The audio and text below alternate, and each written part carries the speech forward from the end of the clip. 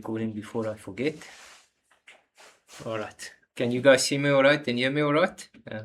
And I trust you can see the board okay? Can confirm. Thank you. Yes, 100%. thanks, Charles. All right, guys. So tonight we're going to continue on our topic, and we are starting to get to the end of this. But last week we started with the shield of faith, and I was just having some fellowship with a guy that called me today who listened to the recording afterwards, and was just sharing how some of the things were encouraging his heart. But in our discussion, he actually said something that just encouraged my heart in what we want to talk about tonight. So if faith is a shield, then it's a very interesting principle that the Lord is bringing to our hearts, that it becomes a protection for us, isn't it? That's what a shield does. It protects us, the scripture said, against the fiery darts, and they can't find a way in and to actually cause hurt and whatever they are set out to do. But now, if faith is a shield, it's also a part of the armor that requires usage, because it's not like your breastplate that just hangs on you. It's in your hand. And there's a reason for that. It means you use your shield to do things when you are in a war. You either shield yourself from a strike with the sword or from an arrow or from something. And it's an extra layer of protection because the breastplate is there, but hopefully the shield would cover you before it comes to the breastplate, not so? Mm-hmm. So if we look at this principle, just by virtue of it being something that's physically in your hand, it's meaning that it's something that you need to apply. Mm-hmm. Take hold of it and use it. Mm-hmm. Because if I don't, the fiery darts of the wicked one will have one less armor to pass through, so that before it can actually have an influence upon me. And so what just came to my heart as I looked at this, and the Bible is very clear when we start in the book of Hebrews in chapter 11, you know, and this is the thought that came to me, none of our works or things we do can please God. Mm. Have you ever thought about that? Mm. I can be so committed to do what I do. And there's a balance in what I'm saying, but I'm just leading you down a path. I can be so busy with the things of the Lord. I can be actively involved in many things. I can apply myself in behavior and whatever else. But the only thing that pleases God is faith. Mm. It's very interesting. So the Bible says this in verse 5. By faith Enoch was translated that he should not see death, and was not found because God had translated him. Before his translation, he had this testimony, that he pleased God.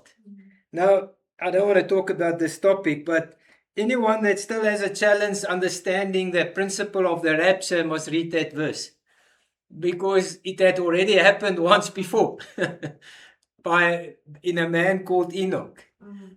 Translation means to be translated from this world into the eternal kingdom of God. Mm-hmm. And we're going to also be translated one day. Mm-hmm. What an amazing thing we're looking for.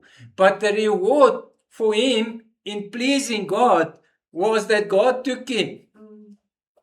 He translated him. In other words, he caught him away. He raptured him into heaven. That's the principle. He was and he was not. They couldn't find him. He was gone.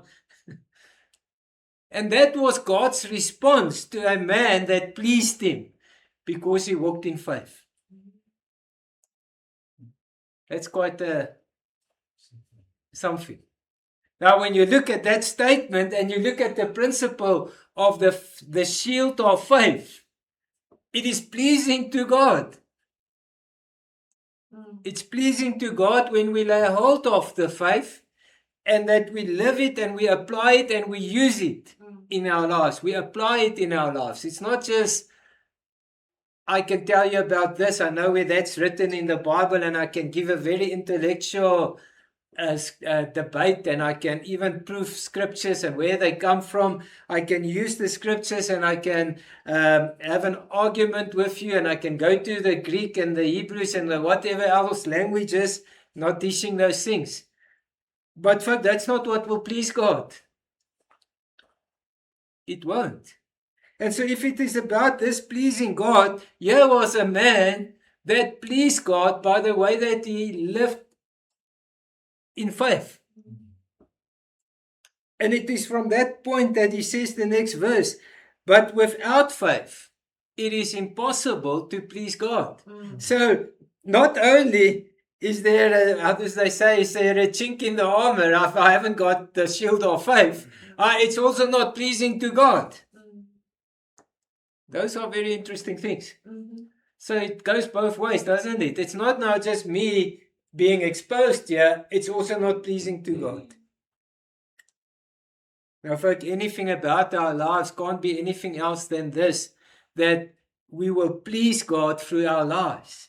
Unfortunately, in man's wisdom, everything they do in trying to do as much religious practices that they can, hoping that they will please God, but it doesn't please God. Because there's only one thing that pleases God. Now there's the other side of the coin. All these men, Enoch lived faith, which means it was part of his life. And being part of his life, it wasn't something that he said he believes. He lived it. And because he lived it, it pleased God. If we then look at this principle in the day and time we are living in, how will my life then be pleasing to God? While it gives us a whole list of people and what they did. In fact, therein becomes the evidence of the faith that was in their hearts. And the faith that was in their hearts had the outworking in their actions. I hope that makes sense to you. So what we do as people, we try and do the works, but it's not motivated by a faith persuasion and by faith. There's this verse in the book of Romans chapter 1 in verse 17. It says, the just shall live by faith. The just shall live by faith, which means the just can't live without faith. You live by faith. Not so? And if we live by faith, it means that everything that governs and directs my life, my thoughts, my decisions, even though naturally speaking it doesn't make sense and things will never give me any hope, faith makes me behave in a different way. And that pleases God. It's such a simple thing. And you know what? That is what becomes a shield. Because one of the fiery darts that penetrate so many lives today is that people lose hope.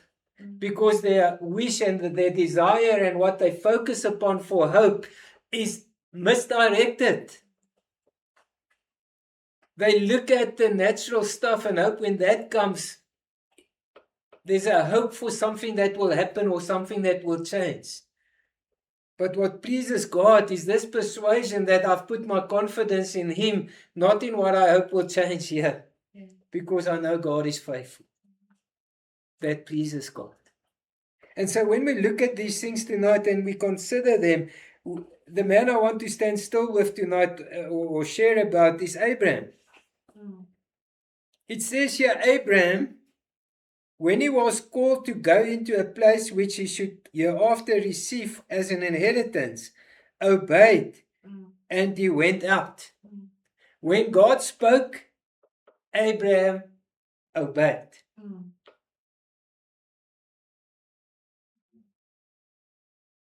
By faith he sojourned in a land of promise, as in a strange country, dwelling in a tent with Isaac and Jacob, the heirs, with him of the same promise.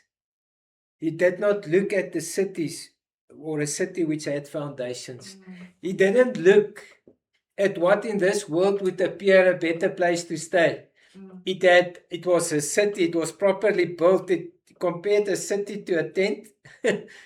Security, provision, job opportunities, list them. That's the reason why men live in cities.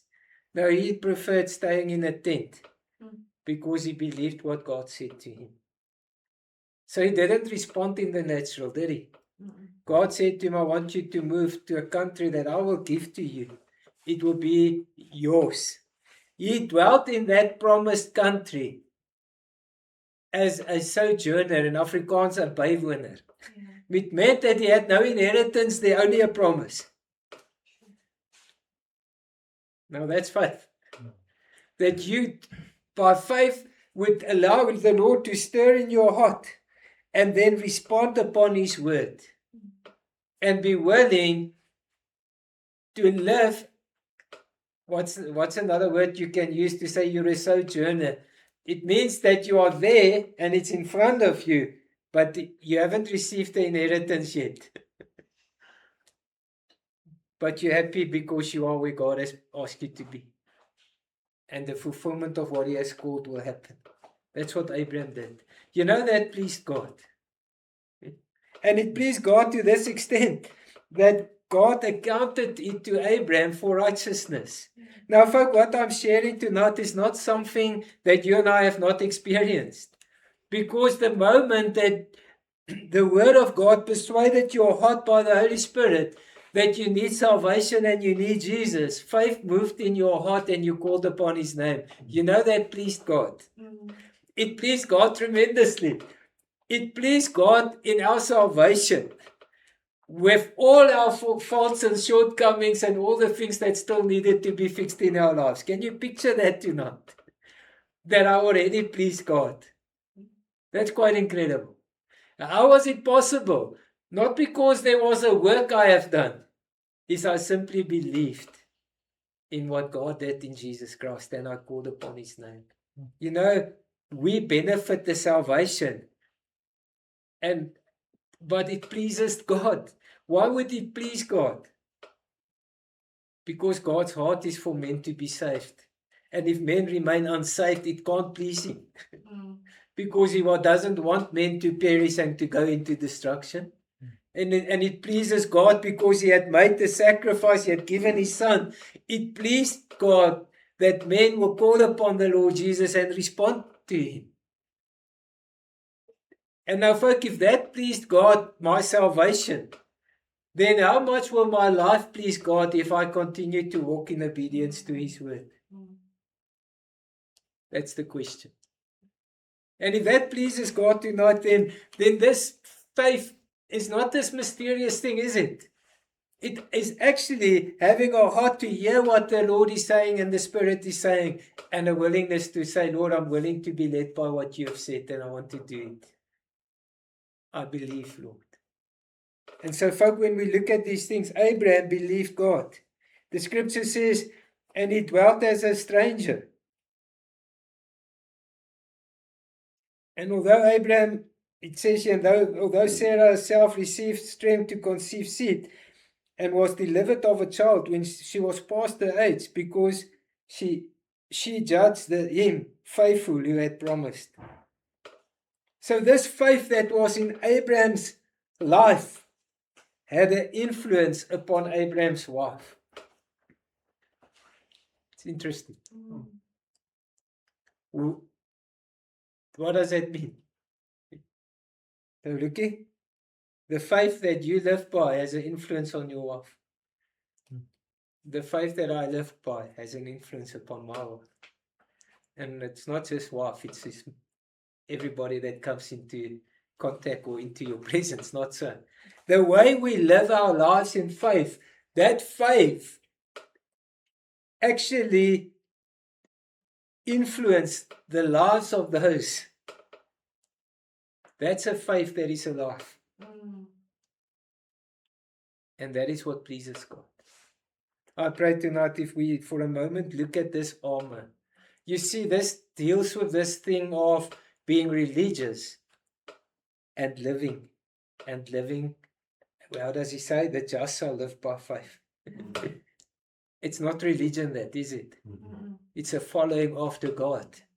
It's a life that says, I want to please you, Father. Speak, I want to do what you ask and what you say. And so, folk, when we receive that word ministered into our hearts, when the Lord ministers by His Holy Spirit, takes His word and imparts it into our hearts, what pleases Him is that we don't just hear it, but we actually receive it and we are moved by it. That's what it starts off with. Let's go and now confirm that, if that is what God says. Go to the book of Genesis if you have your Bible with you. In Genesis chapter 17 in verse 1, it says, and when Abraham was 90 years old and 9, in other words, Abraham was 99 years old. That's pretty old.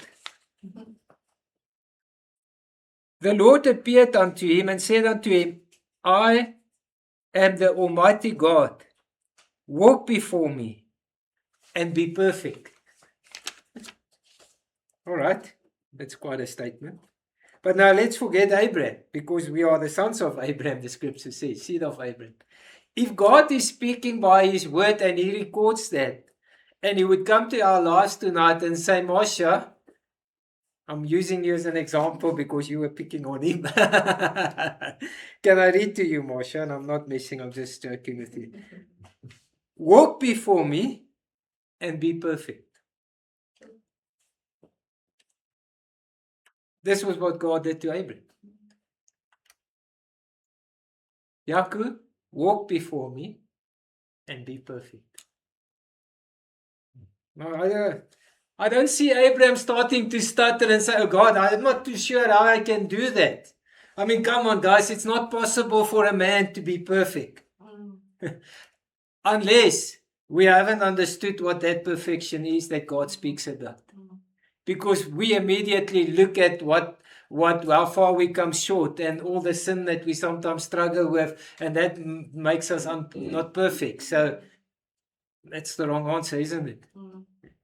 Because what was pleasing God? What was pleasing God, and when God said to Abraham, walk before me and be perfect, in other words, don't second guess what I have said. I will make you the father of many nations. 99 years old. You know what Abraham did? He went to the mirror and he looked how grey he had become and how bent down he became. He looked at his old... Let me fix my word. Now I'm in trouble here. So he looked at his lovely wife and he says, hey, you've also been moving on in years. And then he said, okay, no, this is not going to happen. Yeah. That would not have pleased God, would it? He believed God. Well, that's the thing. But why is it possible at 99 to hear God, but to look at the physical and say, this is not possible? So can I only believe God when it appears to the flesh that it is likely or possible for it to happen? However, that's what we do. That's the problem. Lord, I'm in a challenging situation, so I'm praying, Lord, please help me. And I have hope that that thing will come through or that thing will come through. True? That's what we do. No, it's not, Lord, I don't have an answer and I'm not looking at the things that I think might come through. I trust in you. Walk before me. Be perfect. That perfection was don't waver. Don't move away from the confidence and the trust that you have placed in my word that spoke to you. It's not rocket science, guys. And you know that pleases God. And you know what? That becomes a shield in my life. Because if I don't, I will be led by what makes sense to the natural. And that exposes me, doesn't it? Can you see how practical this shield is? It becomes a very practical thing. And so when we read this, the Lord says, be perfect, walk before me. Perfect in this. Lord, you have said it and I believe it. Full stop. Not look around and say, how can that happen and what can we do to make it happen? No, I believe you, God. I will make my covenant with you, Abraham,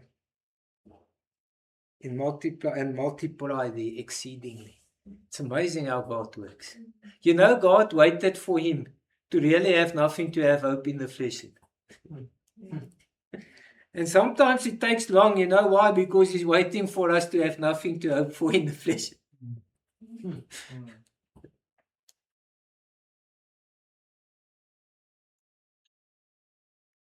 So we look at these principles tonight. And God says here, and Abraham fell on his face. Man, I love this picture. And God talked with him, saying, as for me, behold, my covenant is with you. Abraham, something grabbed hold of Abraham's heart in just that few moments of engagement with God. He realized this is now not just a nice general discussion and chat with God, if I can put it like this. No, there was a discernment in his heart that God was busy addressing something and was going to do something. And it moved his heart so that he fell on his face before God. A response from his heart which was not natural. It wasn't his brain. There was a discernment of his spirit knowing what was in the heart of God. And he knew God was going to speak. And so what he did was he fell on his face before the Lord. And the Lord says, this is what I will do, Abraham. I will make a covenant with you. Folk, why would God do that for a sinful man? He would come to this man amidst the nation of Israel, meets him one night and say, Abraham, tomorrow pack your things and move. Start of a relationship. Next morning, he only had that night to tell his wife they're moving. Ish? Hey. Went well. The next morning, she packed and she left with him. Gather the flock, gather the stuff, pack the tent. Folk, that was a lot of work to pack everything you've got overnight. Yeah, all right. And tomorrow we leave. God has spoken. That was what was in Abraham's heart. Yet he still had the name Abraham. It was only the start of a journey. And this was the start of a relationship that was going to build and build and build and build until the day that God said to him, now there's your promise. I will make an agreement with you. Folk, God said the same thing to you and me. This is my covenant that I will make with you. I will write my word in your heart. Your sins and your iniquities I will remember no more. Then this relationship continued to build. Abraham, be perfect before me.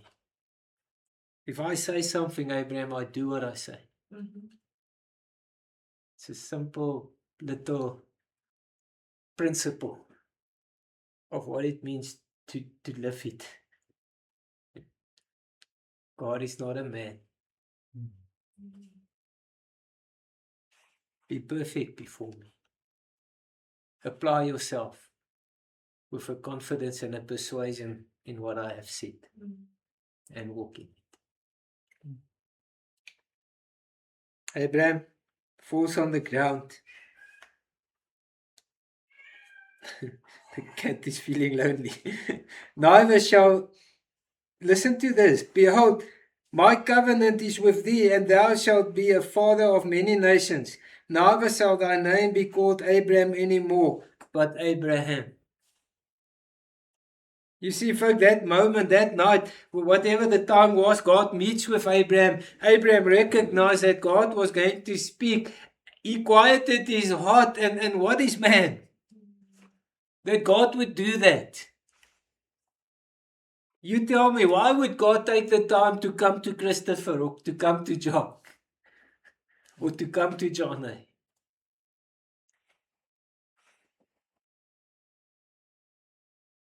Undeserved. And would then say, listen, I've got something I want to tell you. But be perfect. And walk in what I've given you. I wonder, I don't need to wonder probably, how much of those promises is unfulfilled in my life. Because I wouldn't walk uprightly and perfect in the persuasion in what God has said.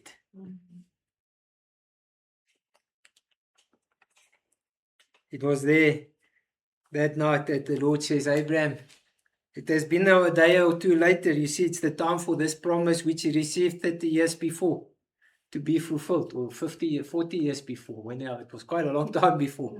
He was 50 years old when God gave him, or 40 years old when God gave him the promise. Now he's 99. But this was different. For 40 years, Abraham didn't doubt that God was going to do what he did, or said he was going to do.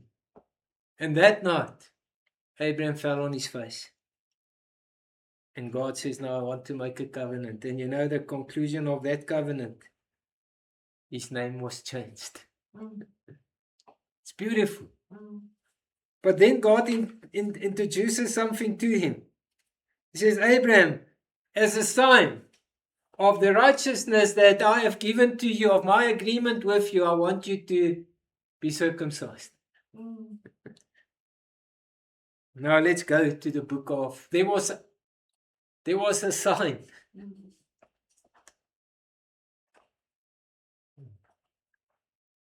You see, folk, today the Lord also puts a sign. A seal, the Bible calls it, of the Holy Spirit. When we now turn to the book of Romans chapter 4, look at what he says here. In Romans chapter 4, talking about this shield of faith,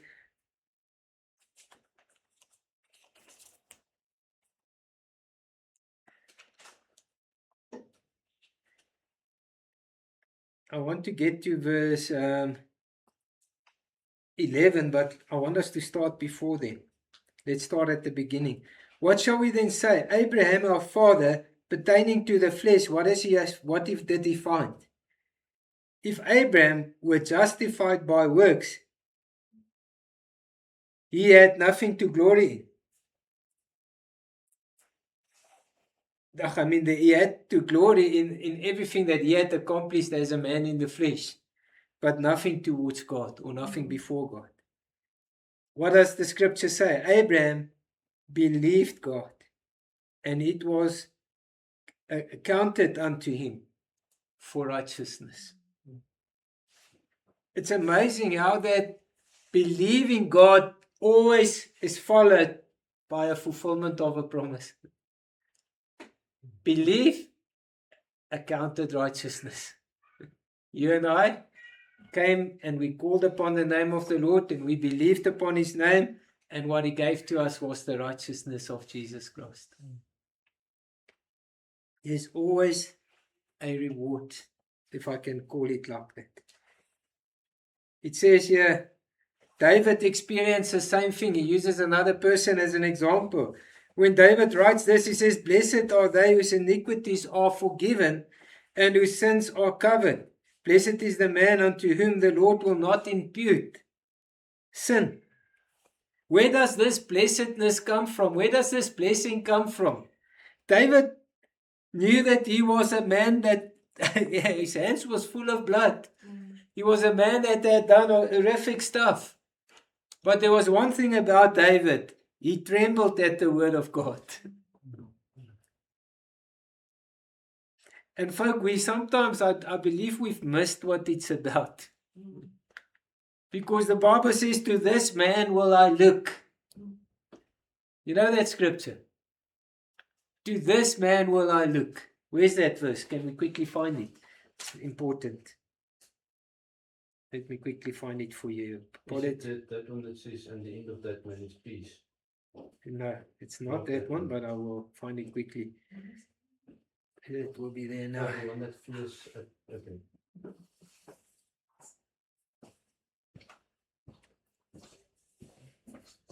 All right. It's in Isaiah chapter 66 in verse 2. And if you have your Bible, take a cookie and mark it. It says here, for all those things have mine hand made, and all those things have been, saith the Lord. But to this man will I look, to him that is poor and of a contrite spirit, and that trembles at my word. Sorry, can you just repeat what it is? Isaiah chapter 66 and verse 2. The Lord says, this is the man that I will look at, or that I will look to. This is the man who I will open my ears to receive him. It's a man that comes with a broken heart and a contrite spirit. It's a man that doesn't come with loftiness and with pride and with arrogance and full of his own righteousness and who he is. It's a man that comes as he is, with an acknowledgement of all his shortcomings, but a confidence and a belief in this amazing God that is able to justify and to quicken, to make alive. He says, this is the man that I will look to. A man that is of a broken heart and a contrite spirit. And then this little statement, and one that trembles at my word. It says, one whose heart is moved by my word to live it and to lay hold of it and to do it. But if you want to please God, then love His word and what He ministers into your life. And if I love it, I will live it. It's not to say that it's nice, I like to put the verse on my wall. Or put it on my bumper sticker. No, put it in your heart. It will mean more there. Not dishing you if you do put it on your bumper sticker. But folk, this is what the Lord says. Tremble at His word.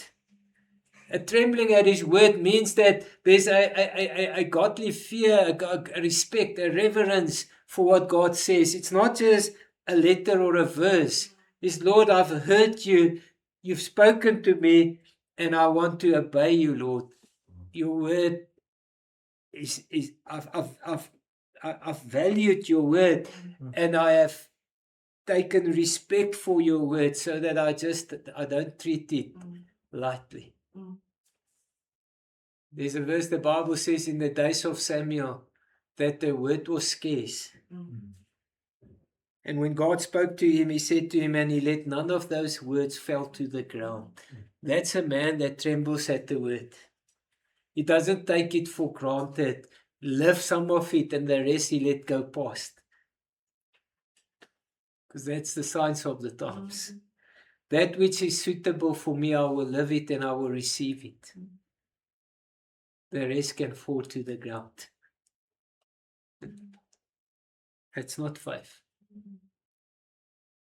It's receiving every single one of those words and having a heart that's willing to receive it and hide it in my heart, but allow my life to actually respond to it, to be moved by it.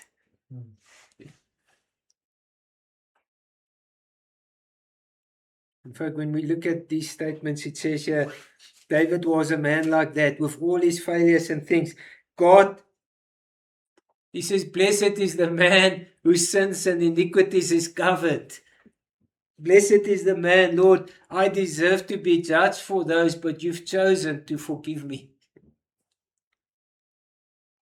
It was from that perspective that Abraham comes, and it says here, come this blessedness upon the circumcision only, or upon the uncircumcision also. For we say that faith was reckoned to Abraham for righteousness. Now I ask a question. When was this righteousness rewarded to Abraham? At what point in his life did God reward him In other words, it pleased God, the faith that he lived by, and God rewarded that faith. I hope I'm not losing you guys. Because this is the definition of faith. It says they that come to God must believe that he is, and that he is a rewarder of those that diligently seek him. So there is a reward having believed, because it pleases the Father. Now, the reward for Abraham pleasing the Father was that God gave righteousness to him. When did God give that righteousness to him? At what point in his walk with God? The moment he believed. The moment he believed. So then, when he received the circumcision, what was the reason of that then? The sign. The evidence that he was accounted right. So which was first? The sign The or the reward? reward. And so why did he then why did the sign then follow? Why did the sign follow? Yeah. If he had received the reward It's a already. seal. Because he continued walking in the righteousness and obedience to what God said. God says you need to be circumcised as an evidence of the righteousness that I've given to you because you believed me. Folk, there is a sign that follows those that believe. Can I put it like that? You know what it is? The first one is water baptism. Because water baptism is an acknowledgement of the righteousness I already received. I'm not getting baptized so that I can be righteous. I am righteous because I've come into Christ. And a seal or a sign is the water baptism, giving confirmation to that. The Lord takes it now further to the next baptism, which is receiving the Holy Spirit. It's a seal upon that which we have received. Few things. And when we look at these things tonight, and I don't want to take too much time. Where are we with time? We're going to start concluding here. It says here, and he received this, it says here, how was it then reckoned? When he was uncircumcised or when he was circumcised? He says not circumcised, but uncircumcised. And he received... Is this thing not plugged in here? Sorry guys, I see this thing just mount here. Is it properly? Apologies guys, the computer is going to die here. Is it on? Okay, so let's go further. He received the sign of the circumcision as a seal of the righteousness of the faith which he had, yet being uncircumcised. So what we have made of it in modern day life, if you follow the sign, automatically it becomes the righteousness. The wrong way around. The sign follows the righteousness that was given, not the other way around. And when we do not consider the principle and we walk by this, pleasing God, God says, I will reward you. And having rewarded you, now be obedient and take the sign. That's the principle. And so when we look at this, Abraham at 99 years old was circumcised. Isaac, I don't know exactly how old he was, 7 days, 8 days. And Ishmael was 13 years old. All three of them were circumcised on the same day. When we look at these things tonight, the shield of faith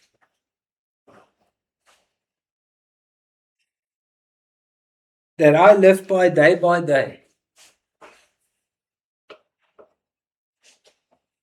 works something in the heart of God that make him, what does it mean to be pleased?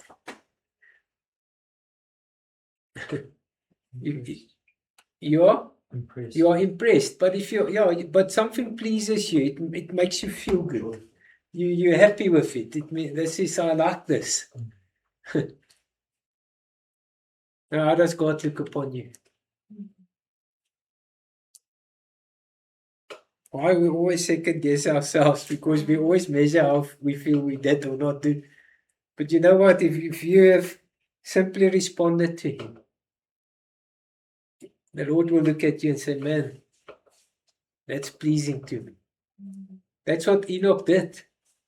It was pleasing to God to such a degree that he said, listen, you don't need to hang around anymore, and he took him. Now, this is the concluding statements.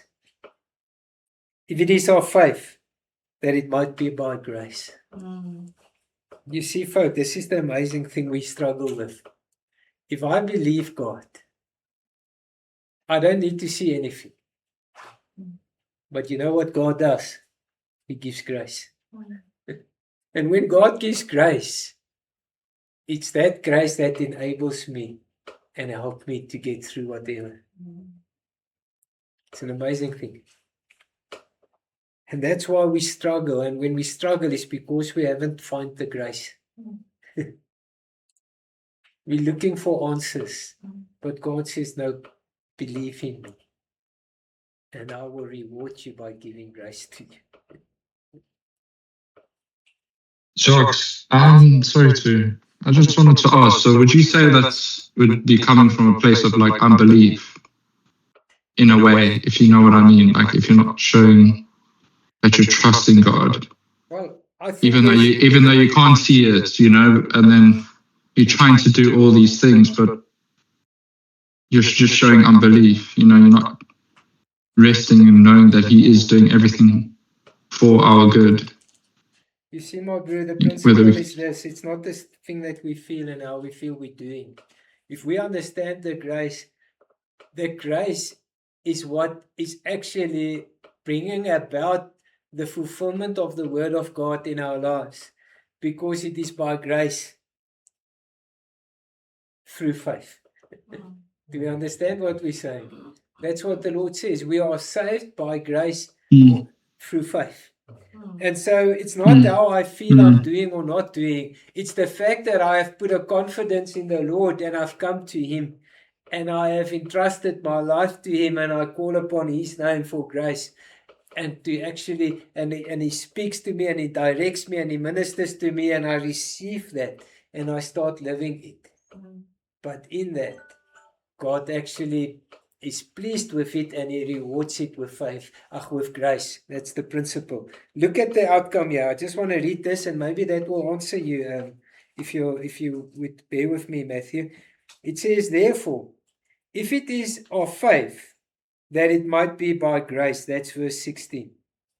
To the end of the that the promise might be sure to all the seed, not to only to them which are of the law, but also to them which is of the faith of Abraham, who is the father of us all. As it is written, I have made thee the father of many nations, before him who believed God, who make alive or quickeneth the dead, and call those things which are not as though they were, who against hope believe in hope, that he might become the father of many nations. Folks, this whole thing about faith is captured in these few verses. Abraham believed God against hope. Because against hope meaning, if he looked at the natural 99 years old wife, 90 years old, it's not going to happen. But he believed God, although there was no hope in the flesh. When we believe God, having no hope in the flesh, in the natural stuff, it pleases God. What Abraham did was, he believed in hope against hope. It's an amazing thing. How do you believe in hope against hope when you don't have a reason to have hope? It's not a natural thing, that. You're not looking at the physical. It's because you're not living in the natural, you're living by faith. In fact, we as believers need to learn to live by faith every day. Because that is becoming a shield. You know why? The Bible says, if we look at the natural stuff, when we look, he says, fear not for today or for tomorrow. Why? Because those things become a worry. They become a burden. And they start pulling us down, and eventually we become discouraged. It's because we're looking at what is in front of us.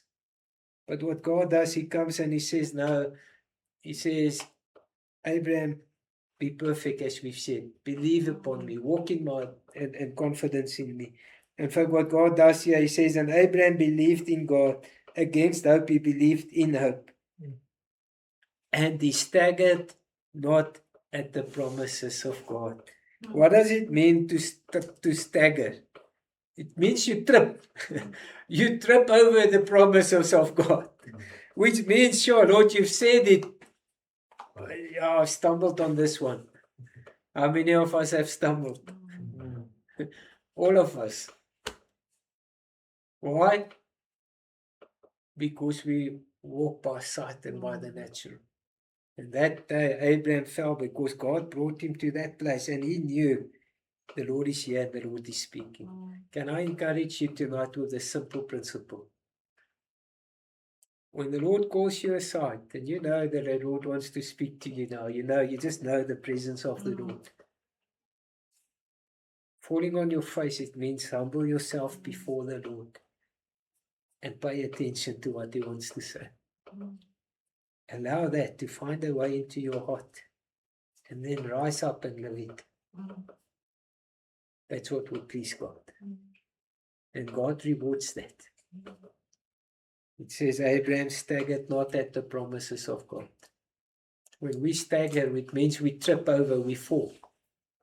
It's when we start looking at the natural for the outcome of what God has said, and it won't happen like that. And so he comes to the end of the statement. But he believed in God.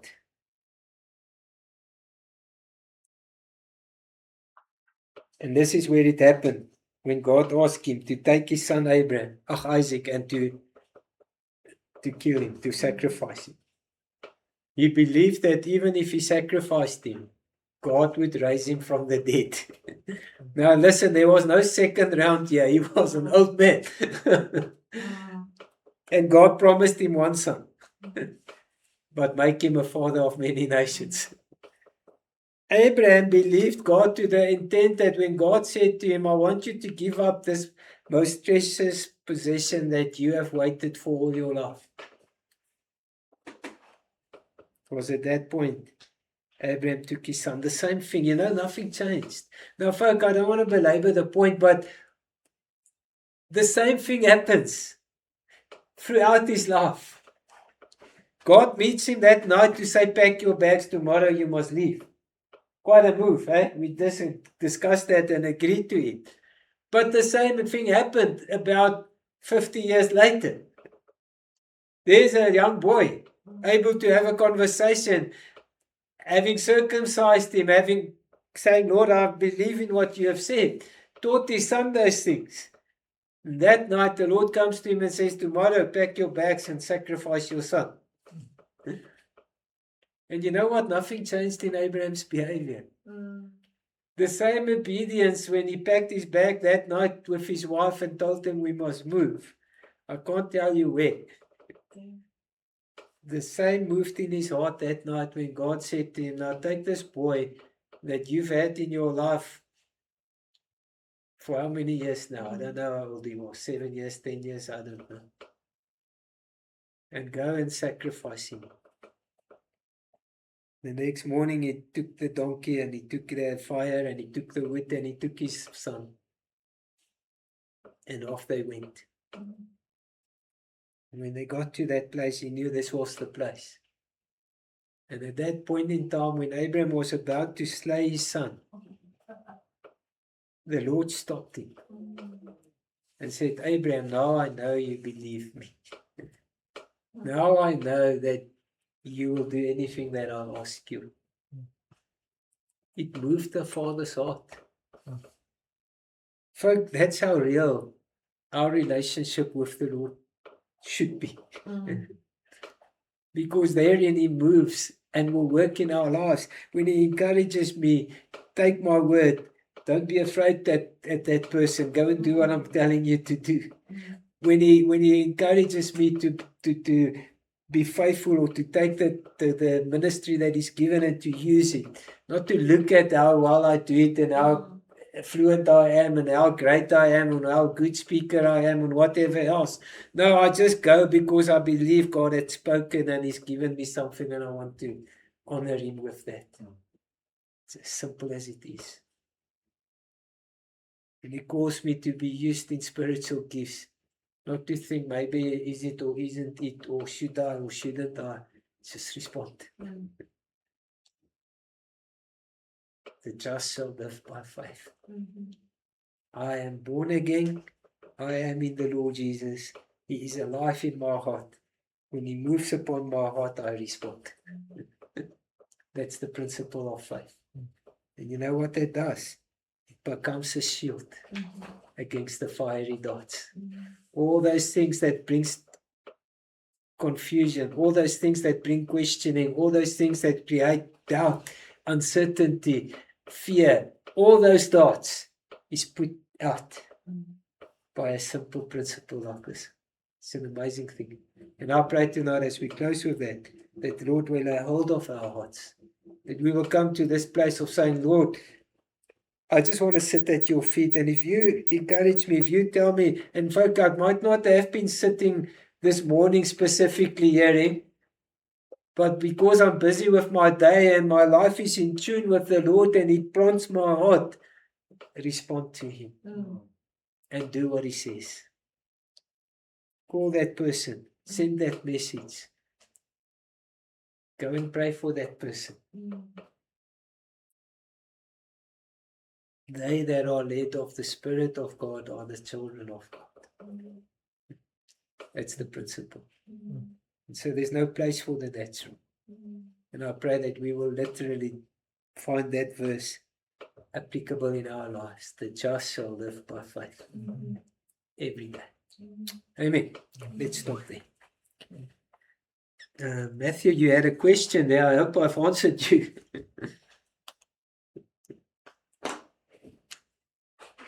Matthew, you're quiet now, bro. Yeah, sorry. Yeah, you have, in a way, yes. Maybe I was probably not asking the right question, but I think, yeah, no, definitely, it's been very encouraging just listening to this because now it makes me realize, like, am I really doing things to please myself or, the Lord? So, yeah, no, challenge me today.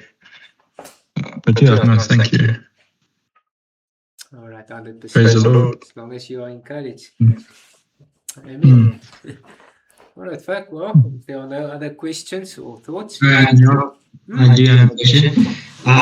We spoke about the water baptism and just kind of confirmed the question that I wanted to ask is, when Jesus gets baptized, this is His voice from above that says, "This is my Son in whom I am well pleased." Yes. How does that apply to this? Because we spoke about it is 100% a confirmation. The Lord Jesus, although He was the Son of God, was obedient to the will of God. And so although He was the Word in the beginning and the Word became flesh, He submitted Himself to the calling and authority of the Father even upon His life. And so when the Father said to Him, I haven't sent you to tell people about baptism, you are baptized yourself, or you be baptized yourself. The Lord Jesus fulfilled the word of God in His own life as a man in the flesh, and that pleased the Father. And so He didn't come and tell us what to do, He showed us what to do because He applied it Himself. And that is the amazing thing. So when He came to that point in His life, even as the Bible says in Philippians, He thought it not robbery to be equal to God. Remember, He was the third person or the second person of the Godhead. And yet he humbled Himself in submission to what the Father said. And the Father said, I want you to be baptized. John says, I can't baptize you, Lord. You need to baptize me. And He says, no, John, let righteousness be fulfilled. Because I will be obedient even to the word that I have represented in the beginning. It's an amazing thing. It pleased the Father. And that's why the Father's response was, he did it twice. That was the first time. And he said, this is my beloved Son in whom I am well pleased, because obedience to his word and faith to his word in submission to it pleases his heart. And the second time he did it was at the end of his walk, just before Gethsemane. And here the Father comes, and a voice came from heaven saying the same thing. This is my beloved Son, because he had fulfilled, he had walked the walk, and he was obedient to his Father. It pleased the Father. And by the way, that is what water baptism speaks about, a fulfillment of righteousness. Means my life has been committed to the seeing the word of God and what he has called me to, fulfilled in my life from the beginning to the end. Amen. I hope that answers you, Michael. Yeah, it does. And just a quick little comment. You spoke about Abraham, and just before that, Abraham made his own way with Hagar, but the Lord still has grace by telling him, I'm going to make you a father of many nations. So, yeah, I thought that was quite cool. Yeah. You see, we often create Hagars and Ishmaels in our lives when we apply our natural. But the promise of God has not changed. And when we turn from that to what he has called us to, that promises will be fulfilled in what he has called us to. And I think that's the principle. That's what Abraham's life shows us, isn't it? Yeah. And so he writes it in the New Testament, cast out the bondwoman and the son, and start living what I've called you to live, and the promises will be fulfilled. Amen. All right, shall we close in prayer? Anyone that would like to pray for us?